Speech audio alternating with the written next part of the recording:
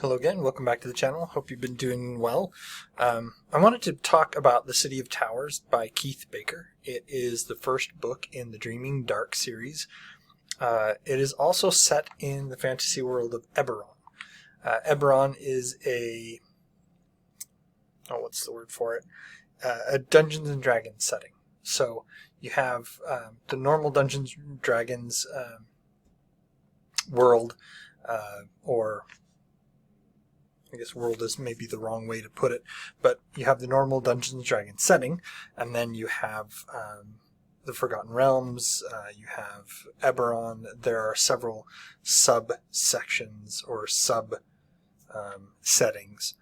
that are all under the bundle of Dungeons and Dragons, Eberron being one. Now, Eberron is interesting in a number of ways.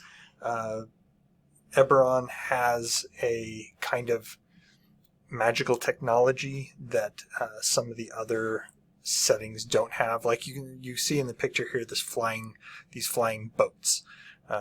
That's one of the things. They also have a railway system, powered, of course, by magic, and various other technological advances or things that we would say are technological, including what are called the Warforged. Now, in other D&D settings, they may be likened to golems, but the Warforged are basically constructs given artificial intelligence, and so very much built out of wood, metal, various things, and they act and think and feel like people because they technically are, but they can be built in various ways, not just humanoid. So anyway, if you're not really big into the D&D fantasy, you may not like this book because it helps. See, I was into D&D, and I actually have an Eberron campaign guide. And so I read through the Eberron campaign guide before I ended up reading this book. And because I had read through the Eberron campaign guide, and because I had it on my bookshelf, if I had a question as I was reading The City of Towers on what something was, I could go in and take a look at it. Now, The City of Towers is set, as I said, in Eberron. It's set in what is called the City of Towers. It's a city called Sharn, and Sharn is built vertically, so it has several mesas and plateaus, and each plateau, as you go higher, you rise in the social hierarchy, with the most fantastically wealthy living in a floating city above the rest of the city.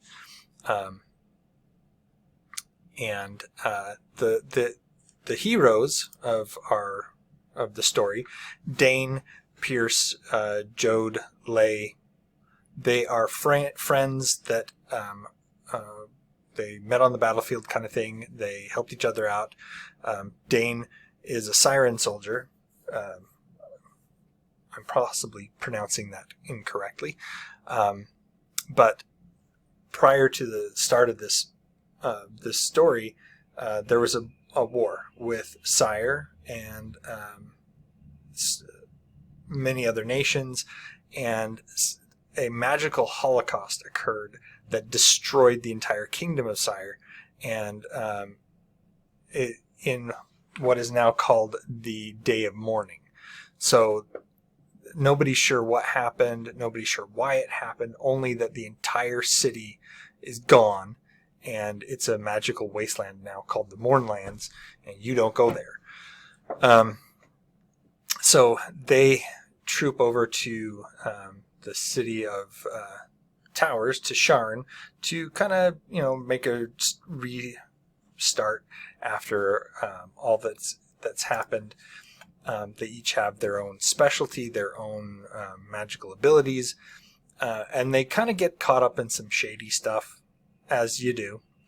And they actually end up investigating some murders that end up happening in Sharn.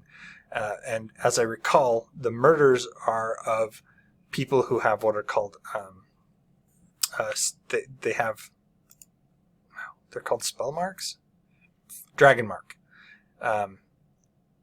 So in Eberron, you can be born with a mark called a dragon mark. And that dragon mark, it makes it so that you have, so because of these marks, you have access to magical powers. So the people that are being killed are dragon marked, so they have access to these magical abilities that the dragon marks give them, but their dragon marks are gone when they're killed. They're not there.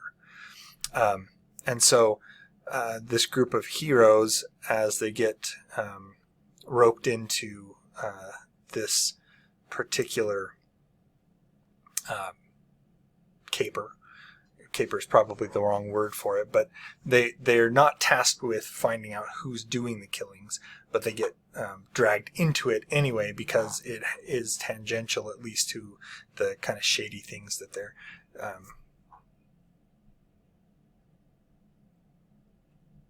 they're doing on behalf of other interested parties. Sorry about the vagueness. Don't want to go into too much detail. Plus, it has been a while, so I'm kind of vague on the details. I really liked this book. I liked the characters. I liked the setting. I liked the quasi-magical technological bent that it took. It's not quite steampunk. It's kind of a step back from being steampunk, where you have, this is more of a medieval fantasy setting, but with those little elements like the flying ships and the trains, the automatons.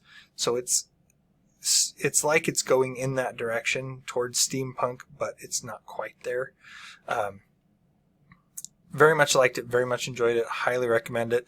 There is a series of 3 books, and I had them pulled up just a second ago, but I decided to close that tab